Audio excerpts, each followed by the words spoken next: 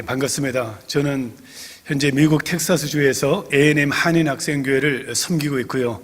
지금 이제 네팔 선교를 준비하고 있는 윤성철 선교사입니다. 또 이 귀한 교회를 불러주신 우리 이광태 목사님께 감사하고 또 저를 사용하신 하나님께 큰 영광 올려드립니다. 여러분 아시다시피 올해 포항에서 진도 5.4의 지진이 일어났고 또 작년도에는 경주에서 5.8 강도의 지진이 일어났습니다. 그로 말미암아 많은 재산 피해가 생기기도 했었습니다. 더 이상 대한민국도 지진에 대해서 안전한 나라가 아닌 것으로 이렇게 밝혀지게 되었죠. 저는 미국 캘리포니아 지역 LA 근처에서도 이제 이미 목회를 경험해 본 적이 있는데, 캘리포니아 지역 샌프란시스코에는 1907년에 그리고 1997년도에는 LA 지역에서 큰 지진이 일어나서 3,000명이 죽고 엄청난 재산적 피해를 받게 되었어요.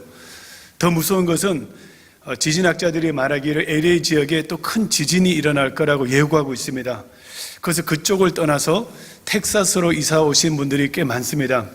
제가 캘리포니아 지역에서 부목사로 임무 목회하다가 지금 섬기고 있는 텍사스로 이사 오면서 함께 섬기던 교인들에게 얘기했습니다. 여러분, 지진이 위험이 있는 캘리포니아를 떠나서 저와 함께 안전한 텍사스로 이사 갑시다. 그렇게 얘기했더니 하시는 말씀이 거기에는 토네이도가 기다리고 있어요 하더라고요. 텍사스는 토네이도 아시죠? 그 거대한 회오리 바람이 불어닥치면 역시 큰 재산 피해와 또 사람도 죽게 되는, 미국은 뭐든지 크더라고요. 엄청난 그 토네이도가 기다리고 있는 것이 또 텍사스고, 또 텍사스 해안 지역에는 허리케인 때문에 많이 고생을 받고 있지만 제가 있는 지역은 시골입니다. 그런 면에서는 안전한 지역에서 사역하고 있습니다.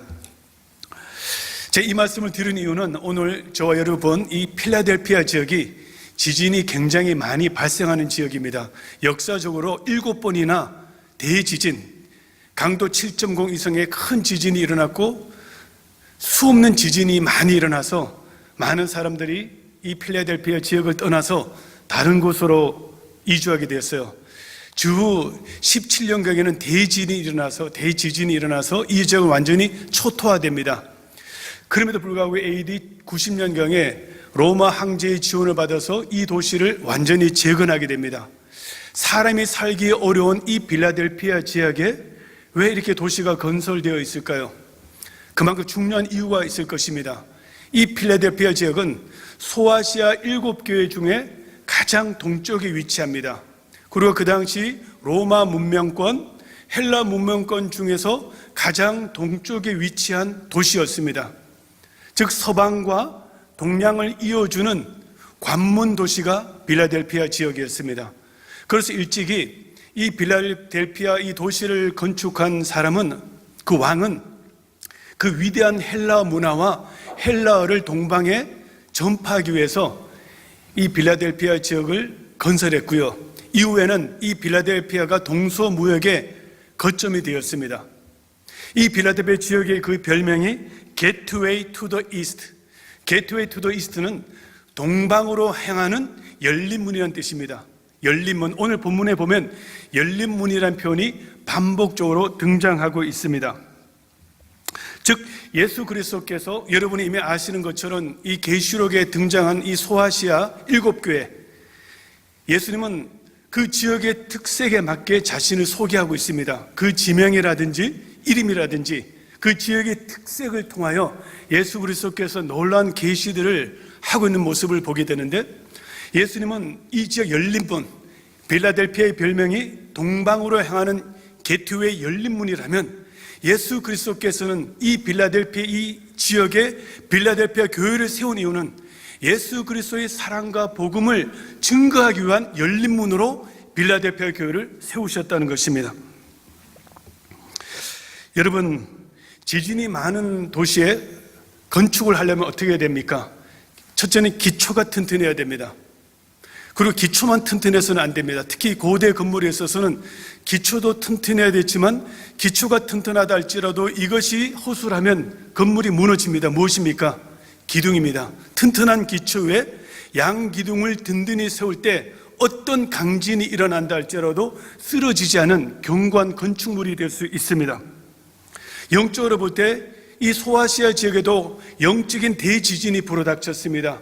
황제 숭배가 강요되었었고 영지주의 같은 내부적 교리를 통하여 외부적 핍박을 통하여 이 소아시아 교회를 무너뜨리고자 하는, 쓰러뜨리고자 하는, 초토화시키는 그런 수없는 강진들이 일어났지만 필라델피아 교회는 끄떡하지 않았습니다. 강도 8.0의 대지진, 영적 강진이 불어닥친다 할지라도 필라델피아 교회는 든든했다는 것입니다. 왜 그렇습니까? 능력이 많은 교회였습니까? 오늘 본문에 보면 적은 능력을 가졌다는 것입니다. 오히려 적은 능력을 가지고도 소아시아에 불어닥친 이 쓰나미 강진, 그 속에서도 견고했던 그 교회가 필라델피아 교회였습니다. 보통 우리가 외형적으로 능력이 많은 교회, 큰 교회가 어려움 속에서 잘 버틸 거라고 생각합니다. 능력이 많은 교회라면 어떤 기준을 둡니까? 재력자가 많은 교회, 권력자가 많은 교회, 아니면 고린도 교회처럼 은사가 많은 교회라면 능력 있는 교회처럼 보이겠지만 빌라델피아는 교회는 그 모든 곳에서 능력이 작았습니다. 신부도 노예 계층이었고 그 로마 사회에서 낮은 계층에 소속된 자들이, 그리고 찢어지게 가난한 자들이 빌라델피아 교회였습니다. 고린도 교회처럼 신령한 능력도 없습니다. 적은 능력을 가진 교회였습니다. 그럼에도 불구하고 그들이 이 지진의 속에서도 흔들리지 않았던 것은 기초가 든든했기 때문입니다. 무슨 기초입니까? 말씀에 대한 기초가 든든했습니다. 여러분 10절 말씀 보면, 먼저 8절에 보면 예수 그리스도께서 이 빌라델피아 교회를 칭찬하기를 작은 능력을 가지고도 예수 그리스도 이름을 배반치 않고 예수 그리스도의 말씀을 지켰다는 것입니다. 말씀을 탄탄히 지켰습니다. 말씀을 알았고 말씀을 알 뿐만 아니라 말씀을 온전히 순종한 교회, 기초가 탄탄한 교회였습니다. 한 걸음 더 나갑니다. 양기둥이 든든했습니다. 그 양기둥은 무엇입니까? 10절에 기초하고 있습니다. 여러분 요한계시록 3장 10절 말씀을 여러분이 다시 한번 같이 읽도록 하겠습니다. 10절입니다. 여러분이 한번 큰 소리로 읽어주시겠습니다. 시작. 지켰은즉 내가 또한 너를 지켜 시험의 때를 면하게 하리니 이는 장차 온 세상에 임하여 땅에 거하는 자들을 시험할 때라. 인내의 말씀을 지켰다는 것입니다. 여러분 인내의 말씀은 무엇입니까? 아니란 태도로는 지키기가 어려운 말씀, 오래 참고 견디고 인내해야만 지킬 수 있는 말씀이 있습니다. 물론 모든 말씀이 어떻게 보면 쉽게 순종할 수 있는 말씀이 드물지만 그럼에도 불구하고 오래 참고 또 노력하고 애를 써야 인내해야만 지킬 수 있는 그 말씀이 있습니다. 그 말씀이 두 기둥이 되었다는 것입니다. 어떤 말씀이 있겠습니까? 전도와 사랑입니다. 모든 말씀이 귀하고 모든 말씀에 우리가 순종해야겠지만 여러분이 잘 아는 것처럼 예수 그리스도의 복음을 증거한다는 건 이것은 너무나 쉽지 않습니다. 인내해야만 가능한 말씀입니다. 그리고 예수 그리스도의 사랑을 실천하는 것, 이것 역시 쉽지 않습니다. 오랜 인내를 통해서만이 순종할 수 있는 말씀이십니다. 우리 다 같이 먼저 마태복음 28장 18절에서 20절까지 말씀을 화면을 보시면서 우리 같이 저와 여러분이 교독합니다. 제가 먼저 읽고 여러분 그 다음 읽어주시기 바랍니다. 예수께서 나와 말씀하여 이르시되 하늘과 땅의 모든 권세를 내게 주셨으니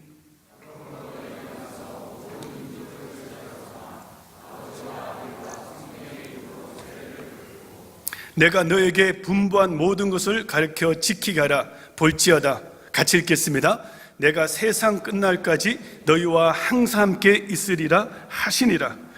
예수 그리스도께서는 온 족속에게 우리 이웃들부터 예루살렘과 유대와 사마리아 땅끝까지 이르러 우리 이웃으로부터 향하여 대한민국 전역에, 저 북한 땅에, 더 나아가 열방에, 더 나아가 저 네팔까지 이 복음을 증거하라고 하셨고 그들을 예수 그리스도의 제자로 삼으라고 하셨습니다. 이것이 바로 위대한 예수 그리스도의 지상명령, 전도의 명령, 선교의 사명입니다. 빌라델피아 교회는 인내해야 지킬 수 있는 예수 그리스도의 전도의 계명에 순종했습니다. 그것이 첫째 든든한 기둥의 첫 번째였습니다. 8절에 보면 빌라델피아 교회에게 열린 문을 두셨다고 합니다. 여러분, 성경에 문의 뜻이 있습니다. 문이란 단어를 쓸 때는 구원의 문, 전도의 문, 그리고 축복의 문, 이런 의미로 성경은 주로 쓰이고 있습니다. 그 모든 의미가 열린 문에 함축되어 있음을 보여주고 있습니다. 동방으로 향하는 동방으로 서방의 헬라 사상과 헬라의 물자를 증거했던 게티의 이 열린 문을 통하여 예수 그리스도께서는 동방으로 향하여, 아니 먼저는 빌라델피아 지역의 복음을 증거하는 열린 문으로, 그리고 더 나아가 저 동쪽 지역으로 중국과 인도까지 이르러 이 복음을 증거하기 위하여 열린 문을 이 빌라델피아 교회에 두셨다는 것입니다. 이 열린 문을 통하여 예수 그리스도의 복음이 힘있게 증거되기를 원하는 마음으로 주께서는 이 지역에, 지진이 많이 일어난 이 지역에 빌라델피아 교회를 세우셨습니다. 이 말씀에 순종해서 빌라델피아 교회는 열심히 전도했고, 자신의 동족 유대인, 심지어는 핍박을 당하고도, 수치에 모욕을 당하고도, 매맞음을 당하고도 동족 유대인에게 복음을 증거했고 이방인에게 복음을 증거했습니다. 유다서 1장 23절에 보면 어떤 자를 불에 끌어내어 구원하라고 합니다. 여러분, 화재 현장을 목도한 적이 있습니까? 그 속에 사람이 있다면 여러분도 급히 뛰어들어서 목숨을 건지고 잘 것입니다. 여러분, 얼마 전에 안치환이란 청년, 위대한 영웅인데 혹시 소식 들으셨습니까? 제가 이름이 아마 제가 그렇게 기억하고 있는데 맞을 거로 생각합니다. 한 빌라에 큰 화재가 일어났습니다. 근데 이 안치환이라는 청년이 나중에 CCTV로 밝혀진 것입니다. 먼저 뛰쳐나왔어요. 불이 나니까 빌라에서 뛰쳐나와서 119에 전화합니다. 화재가 났다고 신고하고 나서 그 불타오르는 빌라로 다시 뛰어들어갑니다. 그리고 1층부터 5층까지 노크하면서 불이 났습니다. 피신하세요. 그래서 모든 사람을 다 구조하게 됩니다. 한 명도 죽지 않았습니다. 그런데 이 안치환의 청년이 나오지 못했습니다. CCTV로 봤더니 4층인가 5층인가 최고층까지 노크하고는 옥상에 올라가는 계단이 있는데 거기에 쓰러진 것입니다. 그리고 세상을 떠났습니다. 많은 사람을 구원하고 자신의 목숨을 잃은 위대한 영웅. 왜 그 청년이 그랬습니까? 불탄 빌라에서 그들을 구출하지 않는다면 그들이 불에 타 죽고 말 것을 너무 알았기에 자기 목숨을 아끼지 않고 그들을 구원했다는 것입니다. 예수 그리스도께서는 그런 마음으로 우리가 복음을 증거하라고 합니다. 화재, 불타는 그 화재 속에 누군가 여러분의 사랑하는 가족이 있다면 우리 목숨을 걸고 뛰어들어 그들을 구출할 것입니다. 그런 불타는 마음으로 복음을 증거하라는 것입니다. 사실 우리가 복음을 증거하지 않는다면 우리 이웃들, 우리 친지들이 지옥에 떨어져서 영혼이 불타는 지옥에서 고통을 받게 될 것이며, 그 사실을 안다면 우리 예수 그리스도의 복음을 힘써 전하지 않을 수 없습니다. 빌라델피아 교회는 그런 불타는 마음으로 믿지 않은 이웃들에게 복음을 증거했습니다. 더 나아가서 이방인들에게까지 복음을 증거했습니다. 그래서 이 열린 문을 통하여 저 동방 중국과 인도까지 복음을 증거했습니다. 그래서 이 빌라델피아 교회는 안디옥 교회처럼 화려한 명성을 얻지 못했지만 주님의 열린 문으로 동방을 향한 선교의 교두보가 되었다는 것이며, 여러분, 질문 드리고 싶습니다. 하나님께서는 화평교회를 열린 문으로 세우셨습니다. 화평교회가 구원의 열린 문입니다. 여러분, 모든 교회가 열린 문이 아니더라고요. 수십 년이 지나도 전도를 제대로 못하는 교회도 참 많습니다. 그러나 하나님 분명히 이 설릉 지역에, 이 강남에 열린 문을 화평교회를 두셨습니다. 자, 그렇다면 강남의 수많은 영혼을 구원하는 그 열린 문은 바로 어디입니까? 여러분 대답하기 바랍니다. 화평교회죠. 자, 그럼 대한민국의 수많은 영혼들을 구원하는 열린 문은 어디입니까? 화평교회죠. 그리고 지금도 열방 속에 지금도 수많은 영혼들이 죽어가고 있는데 저 중동 땅에, 저 중국교회, 그리고 저 나가서 네팔 땅에 수많은 이방인들을 구원할 열린 문은 어디입니까? 화평교회입니다. 하나님께서 이 화평교회를 열린 문으로 삼으셔서 수많은 영혼을 구원하는 놀라운 역사를 지금까지 이루셨고 앞으로도 이루실 줄 믿습니다. 두 번째, 인내해야 지킬 수 있는 말씀은 무엇입니까? 그것은 바로 사랑입니다. 마태복음 22장에도 주께서 말씀하시기를 내가 마음과 목숨과 뜻과 정성 다하여 힘을 다하여 내 하나님 여호와를 사랑하고 그리고 내 이웃을 내 몸처럼 사랑하라고 또한 말씀했습니다. 고린도전서 13장 사랑장에도 사랑은 오래 참음으로 시작하고 오래 참음으로 완성되는 것을 볼 수 있습니다. 인내해야만 지킬 수 있는 말씀이 또한 사랑이라는 것을 너무나 잘 알 겁니다. 가까운 사람, 내 가족 잘 챙기는 것, 성경은 그것을 사랑이라고 하지 않습니다. 때로는 여러분의 원수까지 사랑할 때, 나를 핍박하고 조롱한 자까지, 나와 아무 이익 관계 없는 자들까지 그들이 아무 조건 없이 사랑하는 것, 섬기는 것, 그것이 바로 사랑이라고 말합니다. 이때는 인내가 필요한 것이죠. 빌라델피아 교회를 우리말로 번역하면 형제사랑입니다. 그 빌라델피아 교회는 다른 말로 말하면 형제사랑교회가 될 수 있습니다. 여기는 역시 주님의 깊은 뜻이 여기에 담겨 있습니다. 도시 설립자 유네메스 2세는 그 당시 도시 국가였거든요. 전쟁광이었습니다. 그 수시로 통치하는 때보다 한번 전쟁에 나가면 몇 개월에, 짧게는 몇 개월, 또는 길게는 몇 년씩 이 도시에 들어오지 않았습니다. 그때마다 자신의 친동생이었던 아틀라스에게, 유네메스 왕인데 아틀라스 2세에게 그 필라델피아의 그 도시에 통치를 맡겼습니다.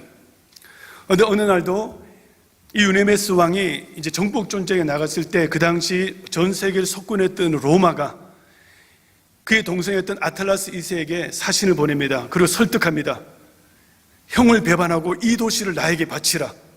그러면 내가 이 로마 안에 왕으로, 속국의 왕으로 삼을 것이고 모든 부귀영화를 약속할 거다. 달콤한 유혹이었습니다. 그러나 동생 아틀라스 2세는 형 유메네스 왕을 배반하지 않았습니다. 그 엄청난 유혹을 뿌리치고 그 도시를 지켜냈습니다. 이 형제 사랑을 기념하여 이 도시 이름을 형제사랑 빌라델피아라는 이름을 붙였다는 것입니다. 예수 그리스도께서도 빌라델피아 교회를 칭찬하기를 내 이름을 배반하지 않았다 고 말씀하십니다. 그 핍박 속에 성도들은 예수 그리스도 이름을 배반하지 않았습니다. 세상과 타협하지 않았습니다. 죽으면 죽으리라 말씀에 순종했습니다. 더 나아가 이웃을 사랑했습니다. 그들은 찢어지게 가난했습니다. 가난함 내 것을 나누기에 인색합니다.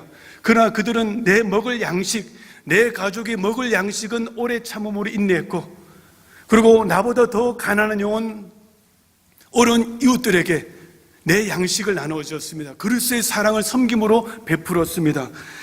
그리고 무례한 형제들, 나에게 상처 주는 형제들 오래 참음으로 인내하며 오히려 그들을 섬겨주었습니다. 사랑했습니다. 제가 섬기는 교회는 유학생 교회입니다.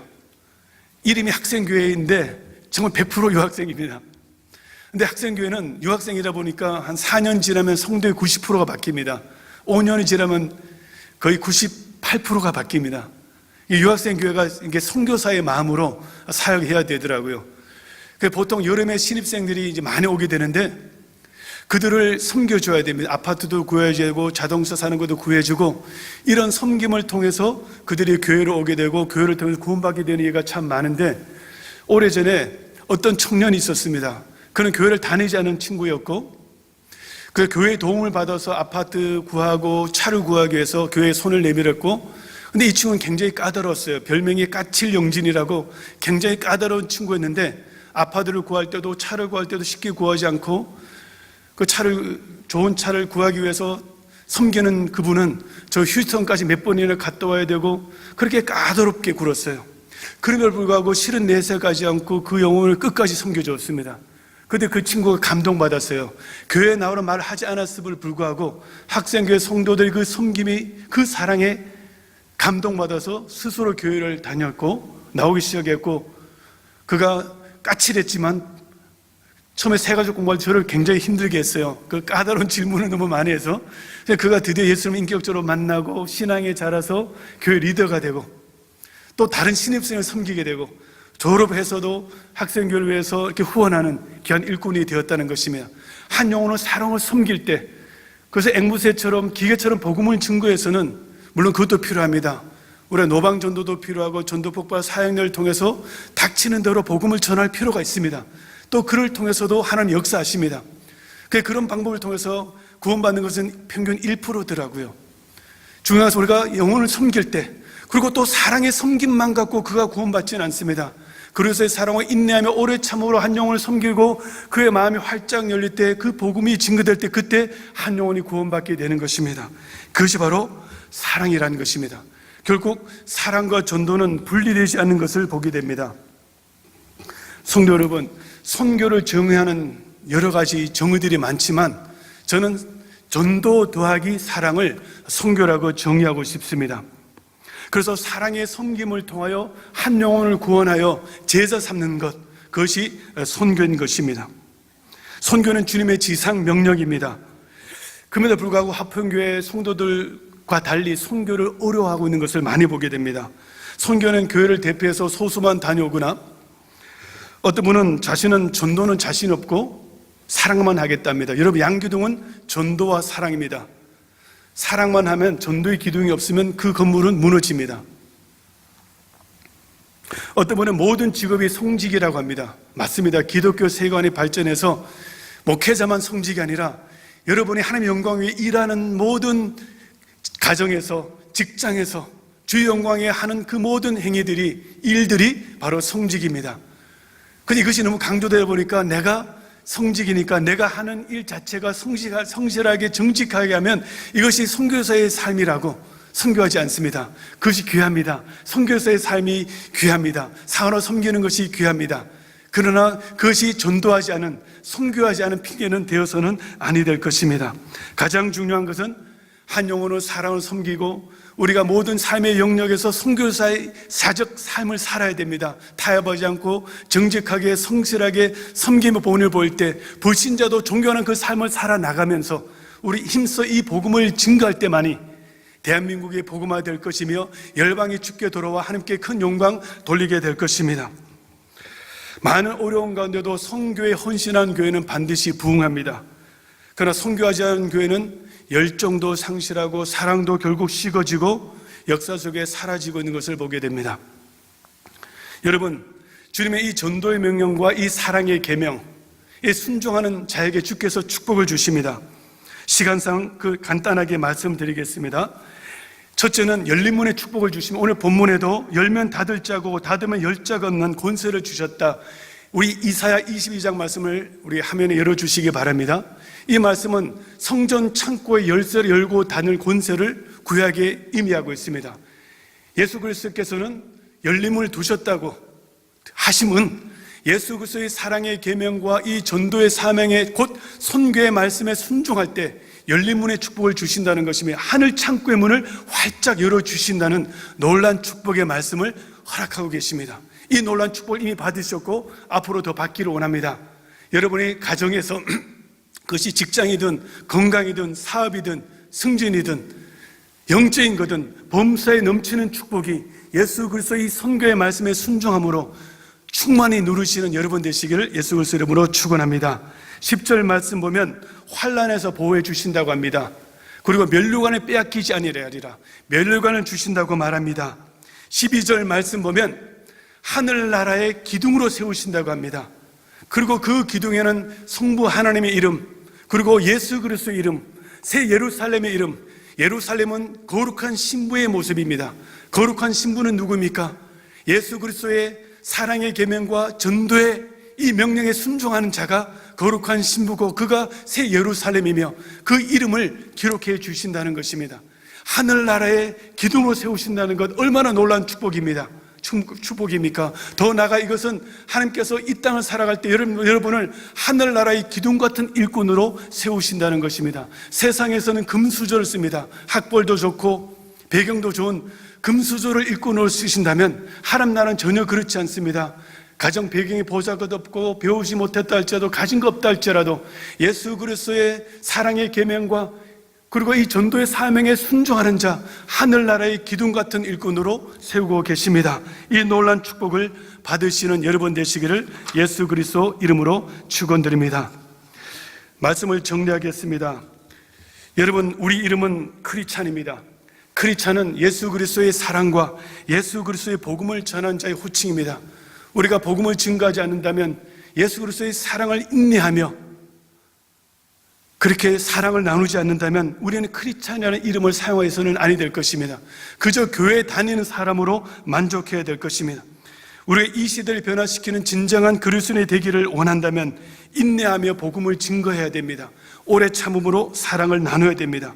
그래서 여러분, 우리 하평교회 모든 교우들이 예수 그리스도의 사랑과 이 복음을 힘써 증감으로 하나님께서 안심하고 당신 일을 맡기는 하늘나라의 기둥 같은 일꾼 되시기를 축원드립니다. 말씀의 든든한 기초에 사랑과 복음의 양 기둥을 세우시고 그 열린 문으로 수많은 영혼들을 천국 문으로 인도하는 여러분 되시기를 축원합니다.